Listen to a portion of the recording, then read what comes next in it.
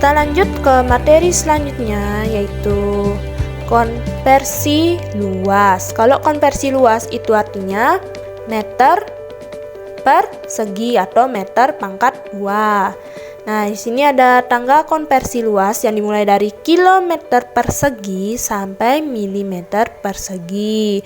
Tadi kalau konversi panjang kan cuma kilometer. Kalau kilometernya naik turun 1, kalau turun 1 itu artinya dikali 10. Nah, ini kalau ada pangkat 2 jadinya kan 10 pangkat 2.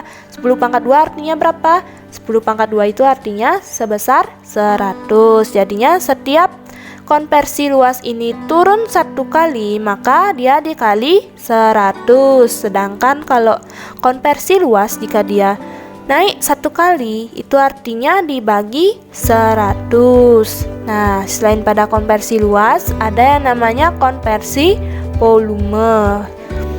Nah, konversi volume ini dimulai dari kilometer kubik atau kilometer pangkat 3 sampai milimeter kubik atau milimeter pangkat 3. Nah, jika kilometer ini turun 1 kali, turun tangga 1 kali, itu artinya 10 pangkat 3. 10 pangkat 3 itu berapa? 10 pangkat 3 itu artinya 1000. Nah, jadi jika kilometer turun 1 tangga, itu jadinya dikali 1000. Sedangkan jika dia naik tangga itu naik tangga itu artinya dia dibagi 1000. Selanjutnya di sini ada pun konversi volume. Ada istilah-istilah penting, yaitu di mana 1 desimeter kubik itu merupakan 1 liter. Di sini ada satuan liter. Nah, jadi pada 1 milimeter kubik itu merupakan 1 kiloliter. Nah, jadi jika dia dari kiloliter ke liter, itu artinya dia lompat 3 kali.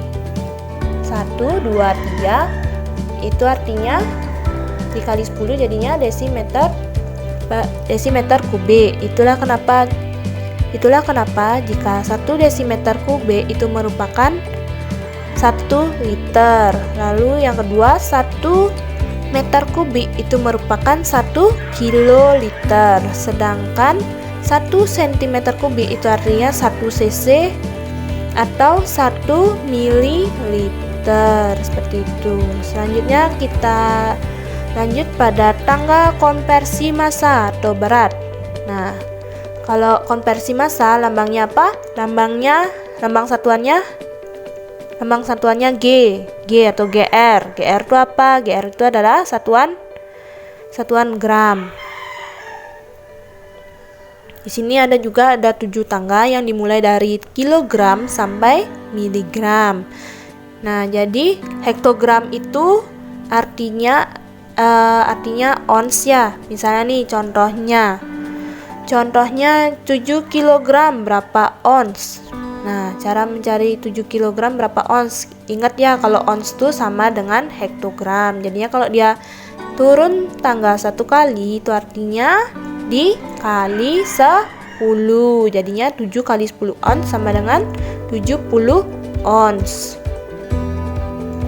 Nah, adapun istilah penting yang harus kita ketahui pada konversi massa atau berat, yaitu 1 ton itu besarnya 1000 kg. Yang kedua, 1 kuintal itu besarnya 100 kilogram. Mohon maaf, kita ulang lagi. 1 ton itu besarnya 1000 kilogram. Terus kalau 1 kuintal itu besarnya 100 kilogram. Kalau 1 ons itu besarnya 100 gram dan 1 pon besarnya 5 ons. Nah, jadi 5 ons jika diubah ke gram besarnya 500 gram.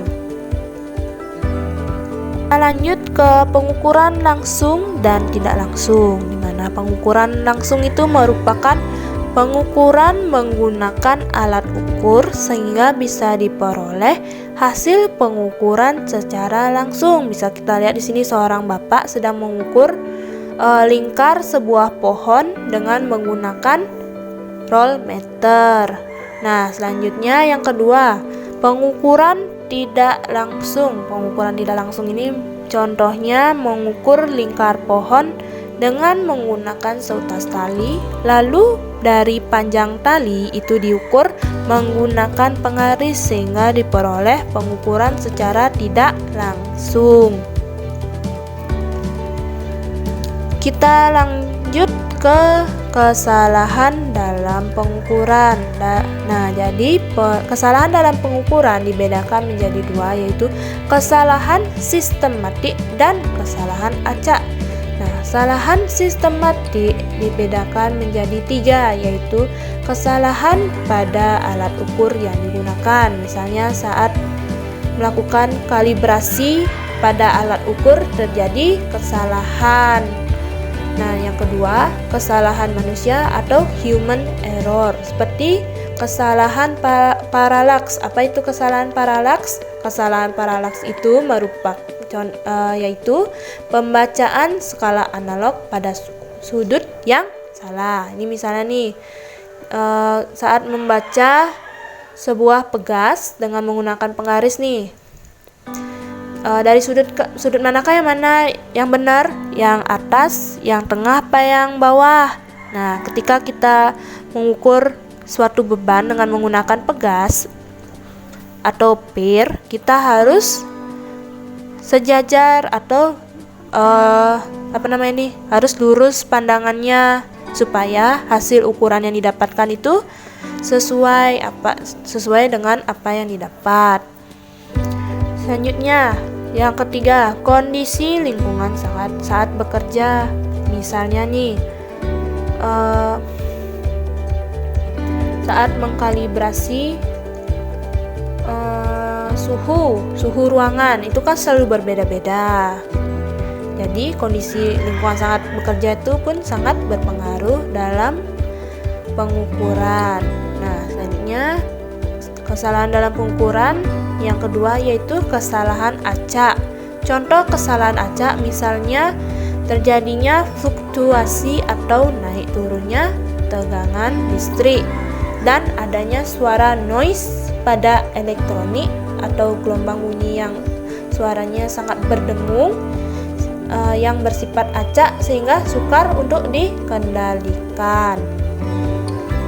Kita lanjut pada ketelitian dan keselamatan kerja. Nah, jadi ketelitian di pengukuran di berbagai bidang sangat berperan penting dalam menjamin keselamatan dan kesejahteraan manusia. Kita bisa lihat di sini pada siswa ini sedang melakukan suatu praktikum. Nah, adapun hal yang harus kita perhatikan saat melaksanakan praktikum di laboratorium sekolah. Yang pertama, kita harus memiliki keselamatan kerja di laboratorium sekolah. Misalnya nih, kita harus menggunakan masker, menggunakan jas lab, menggunakan sarung tangan dan kacamata khusus lab. Yang kedua, siswa ini harus berhati-hati saat menggunakan alat ukur dalam percobaan. Nah, misalnya nih, kita saat mengukur air dengan menggunakan suatu wadah yang terbuat dari kaca atau mengukur suhu dengan menggunakan termometer, itu harus hati-hati ya, karena alat yang kita gunakan itu sangat mudah pecah. Yang ketiga, kita harus melakukan kegiatan sesuai prosedur kerja yang telah ditetapkan dalam buku praktikum. Dan yang keempat, ini yang harus kita ketahui, yaitu patuhilah peraturan atau tata tertib yang ada di laboratorium sekolahmu. Jadi kalian tidak boleh ribut atau seperti berdesak-desaan saat berada di laboratorium sekolah. Seperti itu. Baik, sekian pemaparan video pembelajaran tentang satuan baku dan tidak baku serta konversi ke sistem internasional. Untuk tugas bisa dilihat pada WA grup masing-masing. Akhir kata saya ucapkan sekian dan terima kasih. Kita ucapkan Parama Santi. Om Santi Santi Santi Om.